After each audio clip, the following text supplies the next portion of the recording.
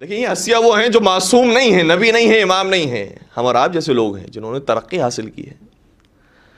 علامہ امینی اتنی بڑی کتاب لکھی، 22 جلد کتاب الغدیر، اور کوئی یہ معمولی کتاب نہیں ہے کہ 10 کتابوں کو 20 کتابوں پڑھنے کے بعد لکھ دی، 10,000 کتابوں کو پڑھنے کے بعد۔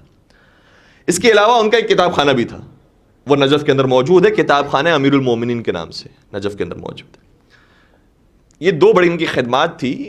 جب ان کا انتقال ہو گیا تو ان کے بیٹے کی خواہش یہ تھی کہ میرے باپ کو میں دیکھوں تاکہ پتہ چلے یہ کن حالات کے اندر ہیں۔ کہتے ہیں 1 دن گزرا، 2 دن گزرا، میرے باپ میرے خواب میں نہیں آئے، یہاں تک 1 مہینہ گزر گیا، بابا دکھائی نہیں دیے۔ 2 مہینے گزرے، 3 مہینے گزرے، 4 مہینے گزرنے کے بعد میرے بابا آئے۔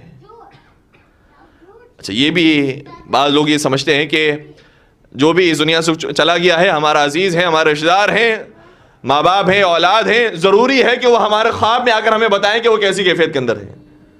یہ ہماری تمنا تو ہے، لیکن اجازت اگر وہاں سے ہوگی تو وہ خواب میں آئیں گے، ورنہ خواب میں تھوڑی آ سکتے ہیں۔ لہذا علامہ امینی 4 مہینے گزرنے کے بعد اپنے بیٹے کے خواب میں آئے، دیکھا کہ بہترین مقام پر ہے، بہترین لباس، بہترین مقام، بہترین جگہ، اور جس کی توقع بھی تھی کہ علامہ امینی واقعی ایسی جگہ پر ہوں گے۔ سوال کیا کہ بابا جان آپ کو یہ مقام کیسے حاصل ہوا؟ کتاب الغدیر کی وجہ سے؟ فرمایا نہیں۔ سنیں گے؟ عرض کرنے لگا کہ بابا پھر آپ کو کتاب خانے کی وجہ سے حاصل ہوا ہوگا، اتنی بڑی لائبریری آپ نے بنائی، اتنے خطی نسخے، اتنے پرانے نسخے آپ کی کتاب کے اندر موجود، کتاب خانے کے اندر موجود، اس وجہ سے حاصل ہوگی؟ فرمایا نہیں۔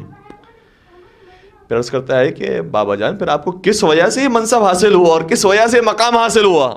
علامہ امینی نے جواب دیا میں نے بہت سی چیزیں پیش کی، لیکن کہا کہ اس کا حساب و کتاب بعد میں ہوگا، صرف ایک چیز کا حساب و کتاب ابھی ہم کر سکتے ہیں اور اس کی جزا ابھی دے سکتے ہیں۔ وہ کون سی چیز ہے؟ وہ حسین ابن علی کی زیارت ہے۔